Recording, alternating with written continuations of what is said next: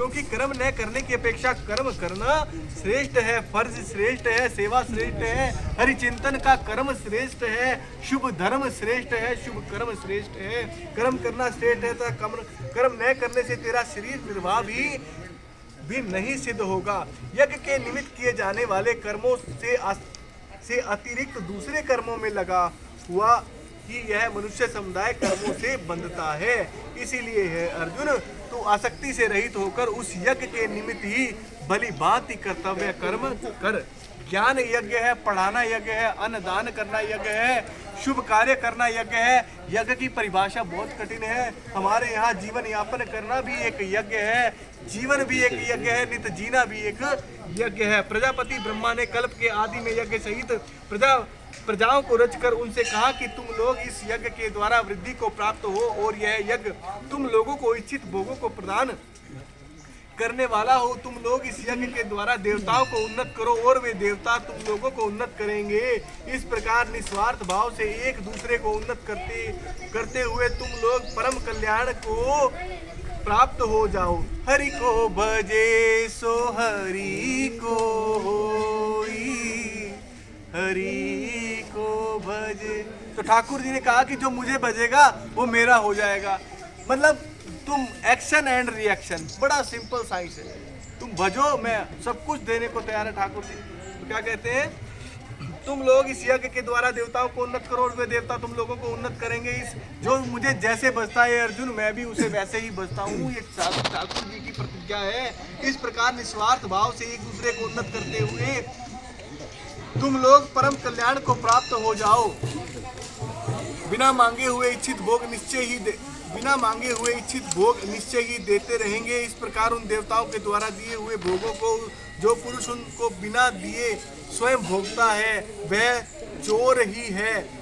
यानी कि आप अवश्य ही दान पुण्य और अछूता निकालें। ये ठाकुर जी ने कहा है कि उनको भोग लगा के खाएं। यज्ञ से बचे हुए अन्न को खाने वाले यज्ञ श्रेष्ठ पुरुष सब पापों से मुक्त हो जाते हैं। और जो पापी लोग अपना शरीर पोषण करने के लिए ही अन्न पकाते हैं वे तो पाप को ही खाते हैं। संपूर्ण प्राणी अन्न से उत्पन्न होते हैं। अन्न की उत्पत्ति वर्षा से होती है, वर्षा की यज्ञ से होती है और यज्ञ विहित कर्मों से उत्पन्न होने वाला है। कर्म समुदाय को तू वेदों से उत्पन्न और वेदों को अविनाशी परमात्मा से उत्पन्न जान। इससे सिद्ध होता है कि सर्वव्यापी परम अक्षर परमात्मा सदा ही यज्ञ में प्रतिष्ठित है।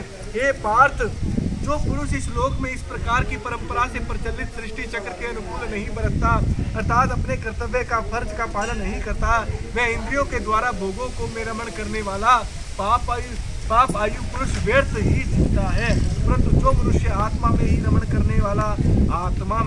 करने वाला और आत्मा ही में ही तृप्त है तथा आत्मा में ही संतुष्ट हो, उसके लिए कोई कर्तव्य कर्म नहीं है। आत्मा सो परमात्मा अपने निज में ओम का चिंतन, हरि का चिंतन, मन को मोहन मान के अपने घट में निवास करे। हरिदास तो ऐसे नित वास करे। उस महापुरुष का इस विश्व में न तो कोई कर्म करने से प्रयोजन रहता है, न कर्मों के न करने से ही कोई प्रयोजन रहता है। संपूर्ण प्राणियों में भी इसका किंचित मात्र भी स्वार्थ का संबंध नहीं रहता। इसीलिए तू निरंतर आसक्ति से रहित होकर सदा कर्तव्य कर्म को भली भांति करता रहे। क्योंकि आसक्ति से रहित आसक्ति का मतलब कि मैं मेरे लिए कर रहा हूँ। वो आपने बस यही आसक्ति मेरे लिए नहीं करना, ठाकुर जी के लिए करना है, ठाकुर की प्रसन्नता के लिए, ठाकुर के संसार के लिए करना है, मेरे लिए नहीं करना। मैं तो दास, हरि ठाकुर मेरे। और दास का काम क्या है? राम काज करिबे को आतुर, राम काज करिबे को आतुर। तो जो शुभ कार्य है उन्हीं में लगना है और हर शुभ काम राम काज मान के जीवन चल दिया तो आसक्ति अपने आप मिट जाएगी। आसक्ति से रहित होकर कर्म करता हुआ मनुष्य परमात्मा को प्राप्त हो जाता है। जनक आदि ज्ञानी जन भी आसक्ति रहित कर्म द्वारा ही परम सिद्धि को प्राप्त हुए थे। इसीलिए तथा लोक संग्रह को देखते हुए भी तू कर्म करने के ही योग्य है, अर्थात तुझे कर्म ही करना ही चाहिए। हे श्रेष्ठ पुरुष जो आचरण करता है, अन्य पुरुष भी वैसा ही आचरण करते हैं। वह जो कुछ प्रमाण कर देता है समस्त मनुष्य समुदाय उसी के अनुसार बरतने लग जाते हैं। अर्जुन, मुझे इन तीनों लोकों में न तो कुछ भी कर्तव्य है और न कोई भी प्राप्त करने योग्य वस्तु है प्राप्त है तो भी मैं कर्म करने में ही बरतता हूँ। ठाकुर जी ने बार बार फर्ज, सेवा और चिंतन के मार्ग का क्या उल्लेख किया है कि फर्ज भी करिए, अपने धर्म कार्य भी करिए, सेवा भी करिए और हरि चिंतन भी करिए। क्योंकि हे पार्थ, यदि कदाचित मैं सावधान होकर कर्मों में न बरतूं तो बड़ी हानि हो जाए, क्योंकि मनुष्य सब प्रकार से मेरे ही मार्ग का अनुसरण करेंगे। इसीलिए यदि मैं कर्म न करूं तो ये सब मनुष्य नष्ट भ्रष्ट हो जाएंगे और मैं संकरता का करने वाला हूँ तथा इस समस्त प्रजा को नष्ट करने वाला बनूं। हे भारत, कर्म में आसक्त हुए अज्ञानी जन जिस प्रकार कर्म करते हैं, आसक्ति रहित विद्वान भी लोक संग्रह करना चाहता हुआ उसी प्रकार कर्म करे। कर्म करने के लिए ठाकुर जी ने आदेश किया है। परमात्मा के स्वरूप में अटल स्थित हुई ज्ञानी पुरुष को चाहिए कि वह शास्त्र विहित कर्मों में आसक्ति वाले अज्ञानियों की बुद्धि में भ्रम अथवा कर्मों में अश्रद्धा उत्पन्न ना करे, किंतु स्वयं शास्त्र विहित समस्त कर्म भली बात ही करता हुआ उनसे भी वैसे ही करवाए। वास्तव में संपूर्ण कर्म सब प्रकार से प्रकृति के गुणों द्वारा किए जाते हैं, तो भी जिसका अंतःकरण अहंकार से मोहित हो रहा है, ऐसा अज्ञानी मैं करता हूँ ऐसा मानता है। क्योंकि हम सब केवल निमित्त मात्र हैं, सब करता वो मालिक है। परंतु ये महाभाव, गुण विभाग और कर्म विभाग के तत्व को जानने वाले ज्ञानी योगी संपूर्ण गुण ही गुणों में बरत रहे हैं ऐसा समझकर उनसे आसक्त नहीं होता। प्रकृति के गुणों से अत्यंत मोहित हुए मनुष्य गुणों में ही और कर्मों में ही आसक्त रहते हैं। उन पूर्णतः न समझने वाले मंद बुद्धि अज्ञानियों को पूर्णतः जानने वाला ज्ञानी जन विचलित न करे। मुझे अंतर्यामी परमात्मा में लगे हुए चित्त द्वारा संपूर्ण कर्मों को मुझ में अर्पण करके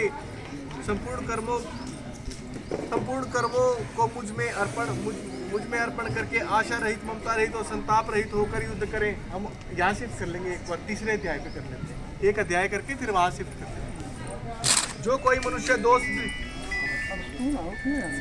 सूर्य भगवान से रहा नहीं गया, बोले हम भी आएंगे। मुझे अंतर्यामी परमात्मा में लगे हुए चित्त द्वारा संपूर्ण कर्मों को मुझ में अर्पण करके आशा रहित, ममता रहित और संताप रहित होकर युद्ध कर। जो कोई मनुष्य दोष दृष्टि से रहित